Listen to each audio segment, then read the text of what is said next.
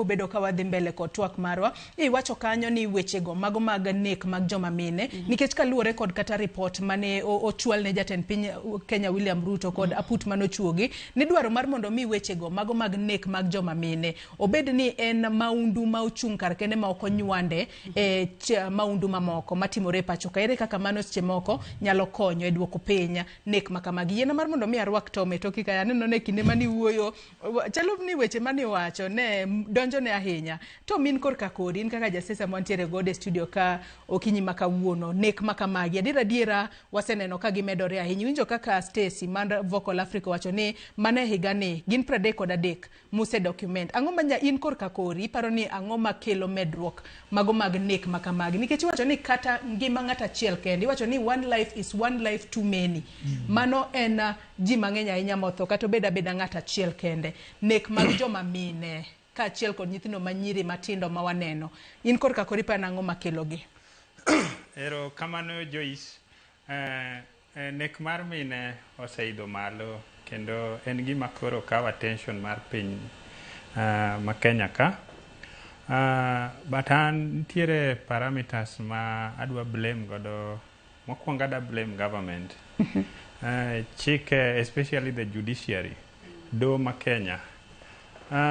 Nego ng'ato kapok i blame do ma Kenya iparo nang'o makelo nikech pok wachope blame kanyo wabobedo ka wachope blame kanyo kalo ne blame kanye ma seche moko iwinjo ka Stacy bende wacho ni nitiere buche moko maka uthuolo mathoth kata ng'ato notere tesendo bila kar mondo bede tesendo bila seche moko gisetudore go bila to bila owe thuolo pod owuotho oko kocha ikia ni seche moko dhi manyo victim machielo kosango. Ang'o manyalo kelo nek makamagi hie nikech kiwinjo kata report mar LSK wacho ni jogi inego kod jogo manitiere machiegni kodgi en ng'ama ong'eyo seche moko ng'ama odak godo kata ng'ama gintiere godo osiep.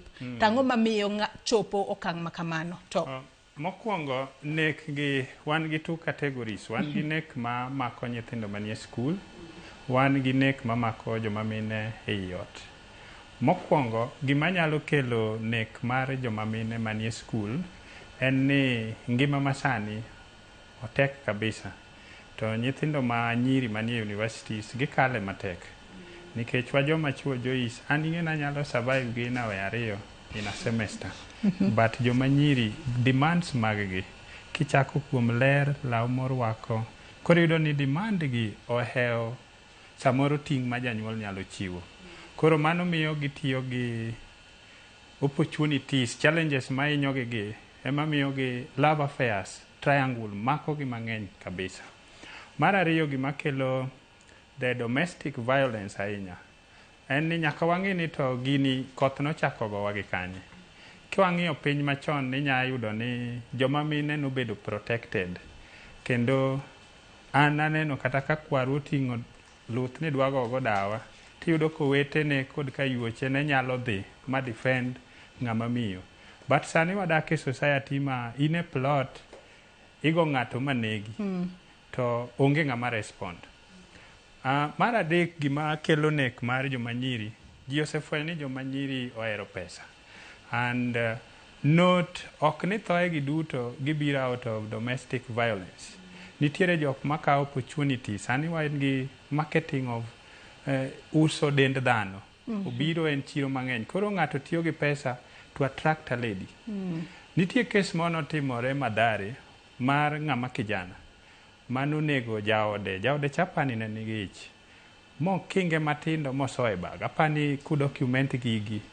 Koro mano nyisi ni the intention mane ng'ani nigo nego nyako ni samoro ok en domestic violence to gima ne nyamiyo package dend ng'ani mondo dhi osoe bag samoro ne en uso. Koro ohala mag dend dhano bende osenyaya ahinya nek mag joma mine. And then domestic violence gima kelo gi ahinya kabisa en gima kisungu luongo ni infidelity.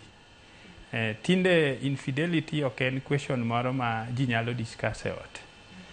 Dichuo ni e ot ka to kare en gi side chicks adek. Ng'ama miyo bende ni e ot ka to kare en gi chuoye mang'eny. Koro ing'e ni infidelity kelo ich wang' to wa joma chuo wan ga gi shida achiel. Wan ga gi anger management problem.